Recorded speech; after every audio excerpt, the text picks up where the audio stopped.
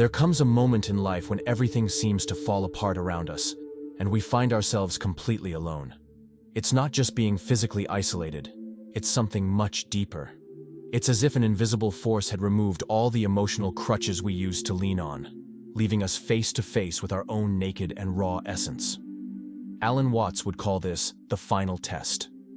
Not because someone is testing us, but because life itself places us in this extreme situation, so we can discover who we really are when all the masks fall away. It's a painful but necessary invitation to a transformation that can only happen in the absolute silence of solitude. If you're going through this right now, know that you're not broken. You're being forged. The first thing we need to understand is that there's an abysmal difference between being alone and feeling lonely. You can be at a crowded party, surrounded by people who laugh at your jokes and seem genuinely interested in your company, and still experience a deafening loneliness that corrodes your soul from within. On the other hand, you can be completely physically isolated, perhaps in a mountain cabin or simply in your room at 3 in the morning, and feel deeply connected to yourself and to the invisible pulse that moves the entire universe. True loneliness has nothing to do with the presence or absence of other people. It has everything to do with our relationship with ourselves. It's about this quality of internal connection that determines whether we experience isolation as punishment or as sanctuary. When we lose this internal connection, even a packed stadium becomes an emotional desert. When we maintain it, even a solitary prison cell can become a temple of self-reflection. We often spend years of our lives running from this confrontation with ourselves. We fill every free moment with distractions, overwork, dramatic relationships, constant entertainment, subtle or not so subtle addictions. Anything to avoid having to sit in silence and face who we really are beneath all the performances we create for the world. But life has a peculiar way of forcing us into this confrontation when we're ready for it, even when we don't feel ready. A relationship ends abruptly. We lose a job that defined our identity. A loved one passes away, leaving a void that no activity can fill. Or sometimes it's even more subtle. We simply reach a point where the distractions stop working, where nothing else can muffle the internal call to look deeper. When we feel lonely, we're experiencing an internal disconnection that goes far beyond the absence of human company. It's as if we had lost the thread that connected us to our own essence, as if we had become strangers to ourselves. This disconnection often happens gradually, so subtly that we don't notice until the gap becomes an abyss. For years, perhaps decades, we build our identity like a mosaic made of borrowed pieces. Our parents' approval when we were children, teachers' recognition at school, colleagues' admiration at work, a romantic partner's passion, the pride we feel in our professional achievements. Each piece of this mosaic seemed essential to our sense of being someone in the world. But here's the problem. When our identity is built entirely from external elements, it becomes as fragile as a house of cards. A change in circumstances, an unexpected loss, a shift in relationship dynamics, and suddenly these pieces begin to fall away. And then we find ourselves in front of an empty mirror, not knowing who we are without them. This experience can be terrifying. It's like waking up one day and discovering that you're an actor who forgot which play you were performing, what your lines were, and even which character you were supposed to be representing. The sensation of not knowing who you are when you remove all external roles and expectations can be more disorienting than any material loss. But there's a deep and ancestral wisdom in this process that our modern culture rarely recognizes or honors. Loneliness rarely emerges in moments of comfort and stability. It appears just when we're about to take an evolutionary leap, as if it were the necessary cocoon for our metamorphosis. It's as if our soul knew that certain transformations can only happen in quietude and isolation, away from the influences and expectations of the outside world. Observe the most transformative moments of your life. How many of them weren't preceded by periods of isolation and internal questioning? How many times didn't you need to step away from the noise of the world to hear the whispering voice of your intuition, saying it was time to change? How many of your greatest discoveries about yourself didn't happen in moments of greatest solitude? It's as if life knew that certain discoveries can only happen in silence.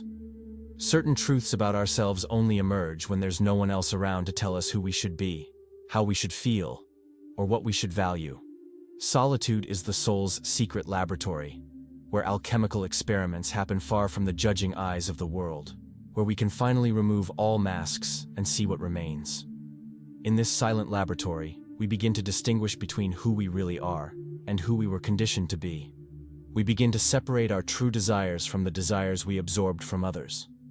We begin to recognize our own voice amid the chorus of voices we've internalized over the years. The critical voice of a perfectionist parent, the anxious voice of an overprotective mother, the competitive voice of a culture that never lets us feel we're enough. When we dive deeper into this experience, we discover that loneliness functions like a merciless but deeply honest mirror. It reflects back to us everything we tried to hide or deny about our nature. The fears we pushed under the rug for years, the dreams we abandoned to please others or to seem realistic, the parts of ourselves we rejected because they didn't fit the image we wanted to project to the world. All of this comes back to the surface when we're truly alone. This can be the scariest part of the entire process. It's much easier and more comfortable to blame external circumstances for our suffering than to recognize that, often, we ourselves are our own worst enemies. It's easier to believe that our unhappiness comes from lack of money, the relationship that ended, the job we lost, than to accept that much of our suffering comes from how we relate to ourselves. But it's exactly this painful recognition that marks the beginning of true freedom. When we stop running from ourselves, when we stop projecting our responsibility and our power onto external factors, we can finally begin to truly know ourselves. And in genuine self-knowledge lies the beginning of all real transformation. This process of self-recognition is not a smooth and linear journey. There are moments of intense clarity followed by periods of deep confusion. There are days when you feel like an archaeologist making fascinating discoveries about lost civilizations within yourself, and there are days when you feel like you're lost in a maze with no exit. Both are part of the journey. The next step in this journey is perhaps the most revolutionary and transformative, completely changing our perspective on what it means to be alone. Instead of seeing ourselves as victims abandoned by fate, as defective people who can't maintain relationships, or as social failures who don't fit into the world, we can begin to see ourselves as brave explorers embarking on the most important adventure of our lives, the journey within ourselves. Imagine for a moment if you were an archaeologist who had just discovered a lost civilization, untouched for thousands of years. You wouldn't lament being alone at the excavation site. You'd be excited about the possibilities of discovery, about the treasures that could be buried just below the surface. Each artifact discovered would be a revelation. Each new layer excavated would reveal more mysteries to be unraveled. Similarly, when we can reframe our solitude as a unique opportunity for internal exploration, it stops being a punishment and becomes an extraordinary privilege. How many people spend their entire lives without ever having a real chance to truly know themselves? How many remain so busy living for others, meeting expectations, keeping up appearances, that they never discover who they really are when they remove all the masks? You're being given a rare gift, time and space to discover yourself without external interference. It's like having exclusive access to a fascinating museum that other people can only visit in crowded groups with limited time. You can spend as much time as you want examining each exhibit. You can return as many times as you need to better understand a specific piece.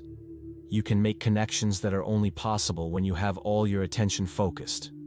There's a myth deeply rooted in our culture, especially in modern Western culture, that we need other people to complete us. We grow up bombarded with messages that our other half is somewhere out there waiting for us, as if we were lost fragments of a broken ceramic, searching for our corresponding piece to become whole again. This myth permeates everything. Romantic movies where true love is presented as total fusion with another person. Our popular music that celebrates the idea of not being able to live without someone. Our fairy tales where the prince or princess arrives to save the protagonist from an incomplete life. Even our everyday language is saturated with this belief. We talk about finding our other half, about being complete, only when we're in a relationship. But this belief is both deeply limiting and fundamentally false. It transforms us into emotional beggars, always depending on others to give us the sense of worth and completeness that we can only truly find within ourselves. It creates a dynamic where we enter relationships not from a place of abundance and genuine love, but from a place of need and fear of being alone. When we operate from this belief, our relationships become transactional, even when we don't realize it. Unconsciously, we're always asking the question, What can you do for me? How can you make me feel better about myself? How can you fill the void I feel inside? And when the person inevitably fails to complete us because it's impossible, we feel betrayed, abandoned, confirming our belief that something is wrong with us. The revolutionary truth is that you were born complete. This completeness isn't something you need to achieve, earn, or receive from someone. It's your essential nature, your natural condition. Life experiences, social conditioning, small and large traumas may have covered this completeness with layers of doubt, insecurity, and stories about why you're not enough, but it never disappeared. It's there, intact, waiting to be rediscovered. And solitude is often the chisel that removes these unnecessary layers, revealing the masterpiece that was always underneath. When you no longer have the distractions of relationships, work, social responsibilities, when you can no longer define yourself through your external roles, you're forced to confront what actually exists at your core. And what you'll discover, if you have the courage to look, is that there's a radiant completeness that never depended on anything external. This discovery isn't just philosophical or spiritual, it's deeply practical. When you begin to operate from this internal completeness, everything changes. Your relationships become healthier because you're no longer looking to them for something they can't give. Your work becomes more satisfying because you're no longer depending on it for your complete identity. Your relationship with the world becomes more stable because it's no longer based on factors that are outside your control. When we begin to embrace the void instead of fearing it, something truly magical happens. We discover that what we thought was a bottomless abyss is, in fact, a fertile and infinitely creative space, full of unexplored possibilities. It's like a field that has been plowed and is ready to receive new seeds, like a blank canvas waiting to become a work of art. The void is not absence, it's pure possibility. It's the space where everything can be born. When you stop desperately trying to fill every moment of quietude with distractions, when you stop fleeing from silence as if it were your enemy, you discover that there's a quality of peace in this void that is more nutritious than any external activity. Think about the difference between being in a noisy room full of people where you can't hear your own thoughts, and being in a silent library where each thought can develop completely. The void of solitude is like that library, a sacred space where your deepest ideas, your most subtle intuitions, your most important truths can finally emerge and develop without interference. Learning to feel comfortable with this nothing is a skill that will transform not only your experience of solitude, but your entire relationship with life. When you no longer need to fill every moment of silence with music, podcasts, phone calls, or frantic activities, when you can simply be present with what is, without needing it to be different, you discover a type of peace that is completely independent of external circumstances. This peace is not passive or resigned, it's vibrant and alert. It's the peace that comes from knowing you can trust yourself to navigate any experience life brings. It's the peace that comes from not needing life to be different from what it is for you to be happy. It's the peace that comes from discovering that your deepest essence is untouchable by the storms that may rage on the surface of your life. This is where contemplative practices become not just useful, but absolutely essential for navigating this journey with grace. Meditation in solitude is completely different from any other form of meditation. When you're truly alone, without the possibility of interruption or distraction, without the need to maintain any kind of social composure, you can dive into levels of consciousness that normally remain inaccessible. It's like the difference between diving in shallow waters where you can still hear the noise of the beach, and diving in deep ocean waters where the surface world becomes a distant echo. The deeper you go, the more silent and clear everything becomes. In the depths of solitary meditation, you can encounter aspects of yourself that only emerge in complete quietude. Start very simply, without grandiose expectations or ambitious spiritual goals. Sit in silence for a few minutes each day, preferably at the same time and in the same place, creating a ritual that your mind will begin to associate with internal quietude. Don't try to reach any special state. Don't worry if your mind is calm or agitated, if you feel spiritual or completely mundane. Just observe what arises: thoughts about work, old memories you didn't even know you still carried, physical sensations that normally go unnoticed, emotions that float and change like clouds in the sky. Don't judge anything you observe. Don't try to change or fix anything. Be like a scientist observing a fascinating experiment, curious about what you might discover, but without attachment to specific results. Over time, something remarkable will begin to happen. You'll begin to notice that beneath all the mental noise, the worries, the plans, the memories, the fantasies, there's a space of deep quietude where you can find genuine companionship. Not the companionship of another person, but something much more intimate and reliable. Your own conscious presence. This presence is different from your thoughts and emotions. It's what observes thoughts and emotions. It's like the sky that remains unchanged even when different types of weather pass through it.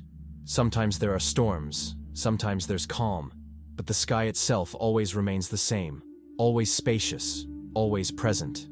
Discovering this conscious presence within yourself is like discovering that you were carrying a treasure all along without knowing it.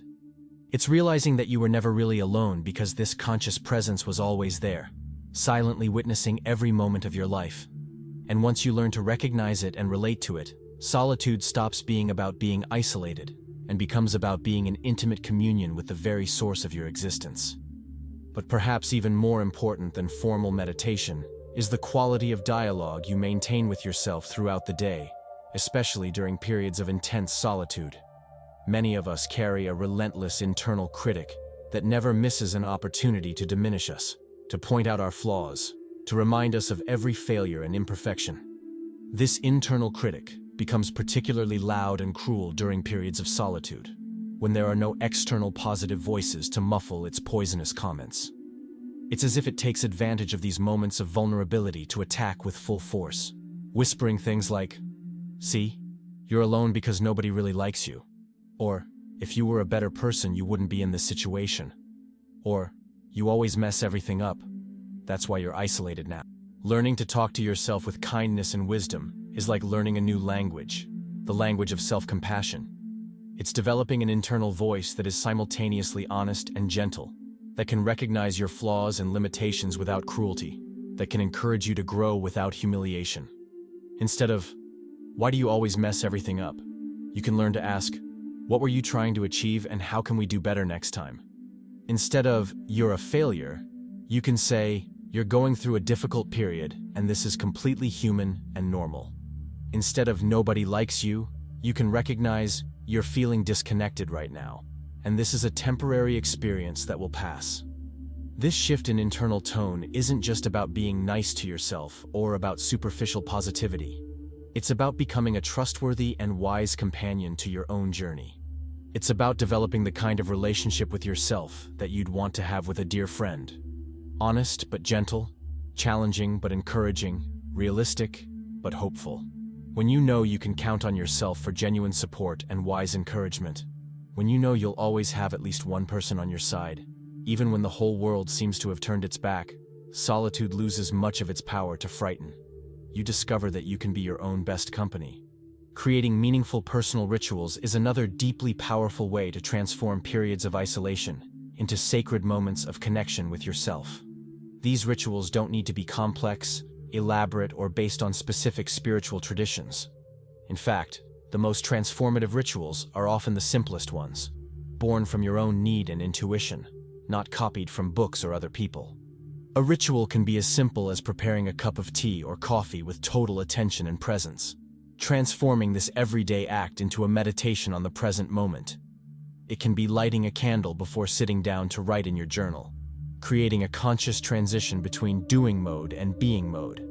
It can be a morning walk where you consciously leave behind the worries of the previous day and open yourself to the possibilities of the new day. Or maybe it's something completely unique to you, arranging flowers in a specific way, creating mandalas with natural objects, playing a musical instrument for a few minutes, or simply standing at the window observing the movement of clouds. What matters isn't what you do, but the intention and presence you bring to the act. These rituals function as anchors that connect you to something greater than your momentary concerns. They create points of stability and meaning amid the emotional chaos that solitude can sometimes bring. More importantly, they affirm that your internal experience has value and deserves to be honored, even when no one else is around to witness it. There's something deeply transformative about creating ceremonies for moments that our culture doesn't recognize as significant. Our society has rituals for weddings, graduations, retirements. moments of external transition. But we rarely have rituals for the most important internal transitions. The moment when you decide to stop living to please others. The day when you accept a part of yourself you always rejected. The night when you finally forgive yourself for a past mistake. Your personal rituals can honor these moments of internal transformation. They can mark not only what you're leaving behind, but what you're choosing to become. They can be a way of saying to the universe, and to yourself, that you recognize the sacred importance of what's happening in your inner life. During these periods of isolation, creative projects can become extraordinarily faithful and revealing silent companions. There's something absolutely unique that happens when we create something from nothing, especially when we don't have to worry about judgment, approval, or criticism from others. It's as if our soul could finally express itself in its native language, without translation or filter, without editing or self-censorship. It doesn't matter if you've never considered yourself a creative person in the traditional sense of the word. Creativity isn't a talent reserved for a chosen few with special gifts. It's a human birthright, as natural as breathing. Every child is born creative, playing with infinite possibilities, inventing entire worlds from pure imagination. This creativity may have been dormant for years of formal education, professional expectations, and social pressures, but it never completely disappeared. It could be writing in a journal without censorship, allowing thoughts to flow from your mind to paper without editing or judgment, discovering what you really think and feel only through the act of writing. It could be drawing abstract doodles that don't represent anything recognizable, but somehow perfectly capture your internal emotional state. It could be composing simple melodies in the shower, humming tones that arise spontaneously and that never existed before in the universe. Or maybe it's something more practical but equally creative, completely rearranging your living space so it more genuinely reflects who you're becoming, creating new recipes by combining ingredients in unexpected ways, developing your own philosophy of life by writing aphorisms that capture your personal discoveries about existence. The creative process in solitude has a unique and deeply healing meditative quality. When you're completely absorbed in creating something, time seems to stop. Everyday worries disappear like morning mist, and you find yourself in a state of flow where the separation between you and what you're creating dissolves completely. In these precious moments, you're no longer alone in the sense of being isolated. You're in deep and intimate communion with the creative force that moves the entire universe. You're participating in the same impulse that makes flowers bloom, that makes stars be born, that makes life arise from apparent nothingness. You're connected to something much greater than your personal circumstances. These creative projects also become tangible records of your internal journey.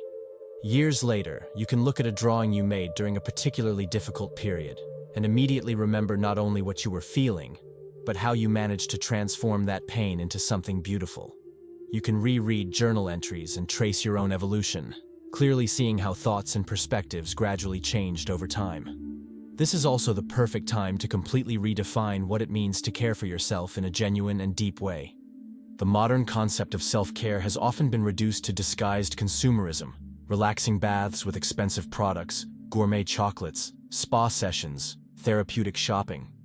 While these things also have their place and can be pleasurable, true self-care goes far beyond superficial gratifications. Radical self-care is about treating yourself the way you'd treat someone you love unconditionally, with patience, understanding, kindness, but also with honesty about what truly serves your long-term well-being.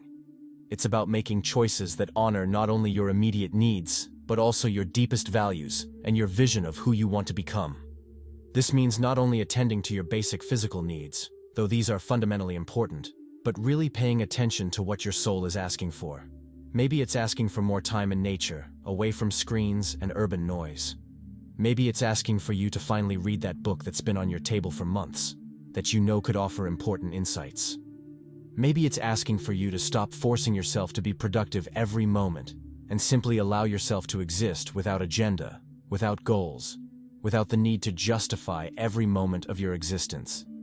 Genuine self-care also involves establishing healthy boundaries, even when you're alone, especially when you're alone. This might mean limiting how much time you spend consuming negative news that increases your anxiety without offering useful information. It might mean creating specific times to check social media, instead of scrolling through endless feeds that leave you feeling more isolated and inadequate. It might mean having honest conversations with yourself about habits that no longer serve your well-being. Whether eating foods that make you feel heavy and lethargic, staying up late watching series after series to avoid being alone with your thoughts, or engaging in casual relationships that leave you feeling emptier than before. When you truly become your own best friend, when you develop the kind of relationship with yourself that is simultaneously caring and honest, solitude stops being a punishment and becomes a luxurious spa retreat for the soul. You begin to anticipate these moments alone as precious opportunities to reconnect with yourself, to nourish yourself in the way you truly need, to give yourself the kind of careful attention you usually reserve only for others. Structuring your days in a way that honors and celebrates your solitude, instead of fighting against it or trying to escape from it, is a subtle but deeply transformative art. This doesn't mean isolating yourself from the world indefinitely or becoming a social hermit, but rather creating a daily routine that recognizes and harmoniously integrates the moments when you're alone with yourself. Start by paying careful attention to your natural energy rhythms throughout the day and week. At what times do you feel most connected to yourself? When is your mind clearest and most receptive to insights? When do you feel most creative or contemplative? When is your energy lower and you need quietude to regenerate? These variations aren't flaws that need to be corrected or irregularities that need to be standardized. They're natural and healthy aspects of your unique being. Use these insights to design a day that works with your nature, not against it, that flows with your internal rhythms instead of imposing arbitrary structures that might work for others but not for you. Maybe your mornings are sacred for silent reflection, when your mind is still clear from the influences of the previous day and open to receiving fresh intuitions before the world fully awakens around you. Maybe your afternoons are perfect for creative projects, when your energy is high but your mind is relaxed. Or maybe your evenings are when you most need quietude and introspection, when you can process the day's events and prepare for deep regeneration through sleep. There's no right formula or universal pattern. There's only what works for you, what honors your unique rhythms, what allows you to function at your best while also respecting your needs for solitude and contemplation. Discovering and following these rhythms is an act of deep self-respect, creating a daily structure that includes intentional moments of solitude, not as something that happens by accident when you have nothing better to do, but as something you schedule and protect like you'd protect an important appointment, is a powerful way to transform your relationship with being alone. This can be as simple as reserving the first 30 minutes of each morning for silence. No phone, no music, no podcasts, just you and the quietude. Or maybe it's a daily walk without headphones, where you can listen to your own thoughts and observe the world around you with full attention. It could be an hour before bed dedicated exclusively to reflection, writing, or some contemplative practice that helps you process the day and connect with yourself. But perhaps the most profound and transformative aspect of this journey is how solitude becomes a genuine portal for discovering who you really are beneath all the masks, roles, and expectations you perform in the world. When there's no one around to impress, please, disappoint, or even simply interact with, you can finally drop all the performance and simply be. This can be simultaneously liberating and absolutely terrifying. For years, perhaps decades, you've defined yourself through your roles: dutiful son or daughter, competent professional, caring romantic partner, reliable friend, responsible community member. These roles aren't necessarily false, but they're only fragments of who you are, partial aspects of a much more complex and multifaceted identity. But who are you when you remove all these labels and expectations? What remains when you stop trying to be who others expect you to be? When you stop modifying your personality to adapt to different social contexts? Who are you in absolute solitude, when no one is watching, when no external judgment is possible? This is perhaps the most important and radical question any human being can ask, and it's a question that can only be answered in the deep quietude of authentic solitude. This is where you discover your true preferences, not the ones you think you should have, but the ones that genuinely resonate with your soul. This is where you can identify your authentic values, not the ones imposed by your family, culture, or social group, but the ones that emerge organically from your own experience and wisdom. This is where you can finally distinguish between what you really want and what you were conditioned to want, between the dreams that are truly yours and the ones you absorbed from others. between the fears that are based on real experiences and the ones that are products of stories people told you about how the world works. This process of separation and discovery doesn't happen overnight. It's like emotional archaeology. You need to carefully excavate through layers of conditioning, expectations, small and large traumas, to reach the deeper layers where your authentic essence resides. Sometimes you find immediately visible treasures, sometimes you need to clear a lot of sediment before discovering something valuable. But every discovery, however small, is significant. Every moment of genuine recognition. So this is what I really think about this. Or, wow, I never realized I felt this way, is a step toward authenticity, a movement toward living from your true center instead of from others' expectations. For many, this process of deep self-discovery naturally evolves into a search for connection with something greater than themselves, something that transcends the boundaries of individual personality. When you spend enough time alone, genuinely alone and present with yourself, you begin to notice that there's a subtle but constant presence that never abandons you, a silent companionship that was always there. Different people will give different names to this presence. Some call it God, others the universe, cosmic consciousness, spirit, the source, or simply the life force that animates everything. The name doesn't matter as much as the direct experience of this presence, the gradual recognition that you are part of something much greater than your individual personal circumstances. This presence isn't something you need to conquer, earn, or learn special techniques to access. It's always available, always present, always whispering in subtle frequencies that are usually muffled by the noise and busyness of everyday life. Solitude simply creates the silent space where you can finally hear what was always there. Connecting with this presence doesn't require elaborate rituals, specific doctrinal beliefs, or particular religious affiliations. It can be as simple as sitting in silence and allowing yourself to be embraced by the vastness that exists within and around you. It can be observing the stars on a clear night and feeling part of the same cosmic matter that created them. It can be a moment of deep and inexplicable gratitude for the simple but extraordinary miracle of being alive, conscious, capable of experiencing this absolutely unique moment in the infinite history of the universe. When you begin to feel this connection, even if intermittently and subtly, something fundamental changes in your experience of solitude.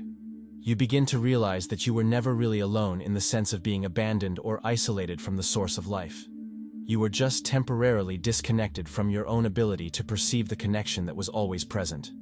It's important to recognize and honor that there are insights, discoveries, and types of awakening that can only happen in the most absolute silence, when your mind isn't busy processing complex social information, analyzing interpersonal dynamics, or modulating your personality to adapt to different contexts and expectations.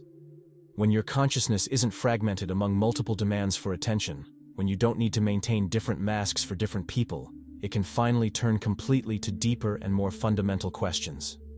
Questions about the nature of reality, about the purpose of your existence, about the extraordinary mystery of being conscious in a universe that seems to have emerged from nothing and be heading nowhere in particular. In these silent depths of solitary contemplation, you can begin to glimpse truths about the nature of existence that normally remain obscured by the agitation and complexity of everyday life. You can begin to understand, not just intellectually but viscerally and undeniably, that the separation between you and the rest of the world is, largely, a convenient illusion that facilitates the practical functioning of life, but doesn't reflect the deeper reality. You can begin to perceive that the consciousness that observes your thoughts, this silent and stable presence that was always there, witnessing every moment of your life, is fundamentally the same consciousness that observes and animates everything else. That at the deepest level, there are no real boundaries between observer and observed, between you and the universe you inhabit. These insights aren't just interesting philosophical abstractions for discussion in cafes or spirituality books. They are deeply practical and transformative. They fundamentally change how you relate to yourself, how you understand your place in the world, how you interpret your experiences of suffering and joy. When you truly comprehend your fundamental connection to everything that exists, when you viscerally realize that you are simultaneously a unique drop in the ocean and the entire ocean expressed through a particular drop, solitude stops being about being separated and isolated and becomes about being in silent but profound communion with the totality of existence. You can be physically alone, But energetically, you're connected to everything. To the trees outside your window, to the invisible but present stars in the daytime sky, to people on the other side of the world you'll never meet, but who share the same fundamental essence. Your solitude becomes a form of cosmic intimacy. But how do you know when you're beginning to approach the end of this particular phase of the journey? How do you recognize when you're ready to gradually emerge from this intense cocoon of solitude and reconnect with the world in new and more authentic ways? The signs are subtle but unmistakable when you learn to recognize them. First, you completely stop resisting your own company. What was once uncomfortable, being alone with yourself, especially in moments of silence, becomes not just tolerable, but genuinely pleasurable and nourishing. You begin to anticipate moments of solitude as precious opportunities, not as empty periods that need to be filled or avoided. Silence stops being something that needs to be immediately broken with music, television, phone calls, or any other distraction.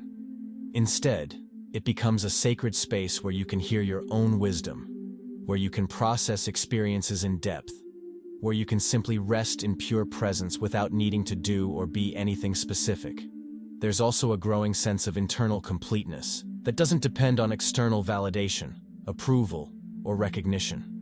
You can still value and enjoy these things when they come naturally, but they stop being necessary for your basic sense of well-being or self-esteem.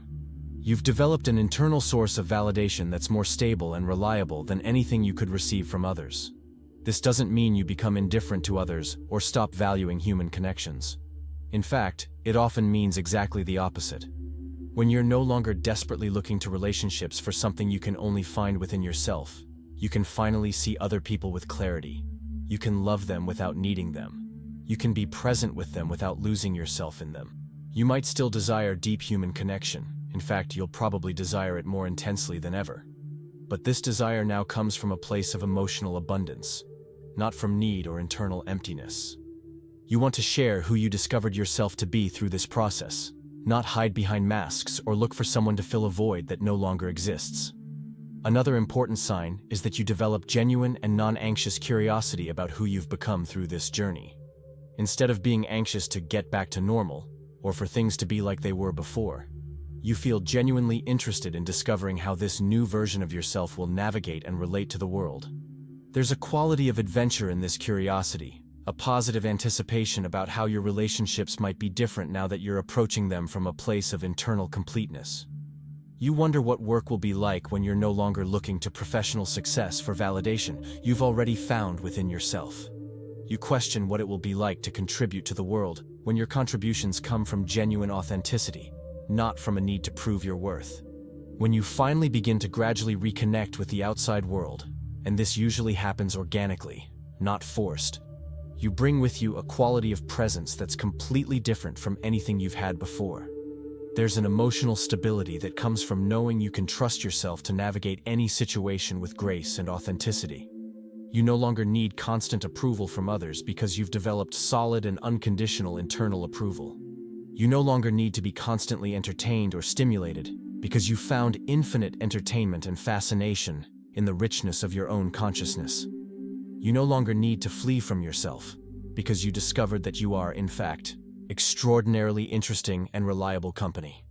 This fundamental transformation creates a completely new quality in all your relationships. When you're no longer looking to others for something you can only find within yourself, whether validation, completeness, purpose, or happiness, you can finally see them and love them for what they really are, not for what you need them to be for you. You can be present with others without losing yourself in them. You can offer support without emotionally draining yourself. You can establish healthy boundaries without guilt, because you're operating from a place of internal abundance, not from need or fear of abandonment. It's like the fundamental difference between a homeless person on the streets begging for food because they're desperate to survive, and a prosperous farmer offering their fresh produce at the local market. The homeless person is in emotional survival mode, desperate to get what they need from any available source, willing to do almost anything to not be abandoned. The farmer is in abundance mode, happy to share what they've carefully cultivated, but perfectly fine if some people aren't interested in their products. When you've genuinely passed the test of solitude, all your relationships change from the homeless person dynamic to the farmer dynamic. You offer from internal abundance instead of asking from emotional need. This not only makes your relationships healthier and more satisfying, but also makes them much more attractive to other people who are also operating from a place of internal completeness. There's also an important responsibility that naturally comes with this transformation. Once you've discovered through direct experience that it's possible to be genuinely at peace with yourself, that it's possible to find deep completeness and satisfaction within your own consciousness, you naturally feel called to share this discovery with others who are still struggling with their own loneliness and seeking externally what can only be found internally. But this responsibility must be exercised with extreme care, wisdom, and humility. People who are going through their own intense periods of solitude and existential questioning don't need well-intentioned advice, quick fixes, or someone trying to fix them. They need compassionate witnesses who can recognize and validate the sacred importance of the journey they're going through. They don't need you to minimize their suffering by saying, "Everything will be okay," or that, "It's just a phase." They need you to recognize that this journey, though painful, is valid, necessary, and potentially transformative. They need someone who can be present with their pain, without trying to change it immediately. Someone who trusts the process, even when they can't yet trust it themselves. Sometimes, the greatest help you can offer is simply your calm and stable presence, your unwavering confidence that they have everything they need within themselves to navigate this passage, even when they can't yet see it. It's being a silent lighthouse that reminds, through your own stability and peace, that it's possible to reach the other side stronger and more whole.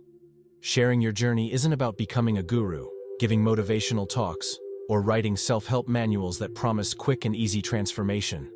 It's about living in a way that silently demonstrates that it's possible to be well with yourself, that it's possible to find peace regardless of external circumstances, that it's possible to transform loneliness from enemy to ally. It's about naturally radiating a quality of peace and completeness that reminds others that they too carry this peace within themselves, even when it's temporarily obscured by pain, fear, or confusion. It's about being a stabilizing presence in the world, someone others can sense has been through something profound and emerged from the other side with genuine wisdom and compassion. There's a subtle but definitive moment of graduation in this process, though it's rarely marked by ceremonies, certificates, or external recognition. It's a quiet but deep internal recognition that something fundamental and irreversible has changed within you. You no longer identify as someone who is going through a rough patch, dealing with depression, or working through personal issues. Instead, you see yourself as someone who has gone through an ancestral rite of passage and emerged with a deeper and more visceral understanding of the nature of human existence, about what really matters, about who you really are beneath all the layers of conditioning and social expectations. This graduation doesn't mean you'll never feel lonely, sad, or face significant challenges again. Life continues to be life, with its natural ups and downs, its losses and gains, its moments of joy and periods of difficulty. But it means you've developed the internal resources, emotional wisdom, and spiritual stability to navigate these moments with much more grace, perspective, and equanimity. You know that loneliness is not your enemy. It's a disguised teacher who appears periodically to remind you to come home, to yourself. You know that periods of isolation and introspection are not punishments or signs that something is wrong with you. They're precious opportunities for recalibration, growth, and deepening your connection with yourself and with life. The quality of relationships you form after this process is radically different and much more satisfying than anything you experienced before going through this transformation. There's an honesty and authenticity that's only possible when you're no longer afraid of being alone, when you no longer need external validation to know you have value. You can be genuinely vulnerable because you're no longer trying to impress anyone or maintain a specific image. You can share your fears, imperfections, and uncertainties because they no longer threaten your basic sense of self-worth. You can establish healthy boundaries and say no when necessary because you're no longer desperate for approval or terrified of abandonment. These post-solitude relationships have a quality of ease and naturalness that comes when two genuinely complete people meet and consciously choose to share their lives, instead of two halves desperately seeking completeness in each other. There's room for individual growth within the connection. There's respect for each person's occasional need to be alone to reconnect with themselves. There's a deep appreciation for the conscious choice to be together. Perhaps most beautifully of all, you'll never again misinterpret another person's need for solitude as personal rejection or lack of love for you. You understand viscerally that sometimes people need to withdraw, not because they don't like your company, but because they need to reconnect with themselves, recharge their emotional batteries, or process something important in privacy. You can give people the extraordinary gift of space when they need it, knowing that true love sometimes expresses itself through allowing distance when it's necessary, trusting that genuine connection is not threatened by temporary periods of separation. If you're watching this while going through your own period of deep and sometimes overwhelming solitude, I want you to know that you're not being punished for some flaw or inadequacy of yours. You haven't been abandoned by the universe, rejected by life, or marked as someone unworthy of love and connection. You're not defective, broken, or fundamentally inadequate for normal human life. You're being invited to the most important, sacred, and transformative journey any human being can take. The heroic journey back home, to yourself. You're being called to discover who you really are when you remove all external expectations, all social masks, all the roles you play to please or impress others. This process is not quick, easy, or always comfortable, but it's deeply necessary for anyone who wants to live an authentic and satisfying life. It's the sacred laboratory where you discover your true nature, where you learn the difference between being alone and being at home with yourself, where you transform solitude from something that frightens you into something that nourishes you. It's the test that, once passed with courage and patience, changes everything. Not because the world around you magically changes, but because you change fundamentally. And then you see the same world with completely new eyes, with a more open heart, with wisdom that can only come from having faced your deepest fears and discovered that you are much stronger and more complete than you ever imagined. If these words resonate deeply with your experience, if they felt like a validation of something you already knew intuitively but couldn't express, consider subscribing to the channel and leaving a like on this video. Not out of social obligation, but as a genuine gesture of recognition that you're part of this special community of seekers of inner truth, of people brave enough to question, explore, and transform their lives from the inside out.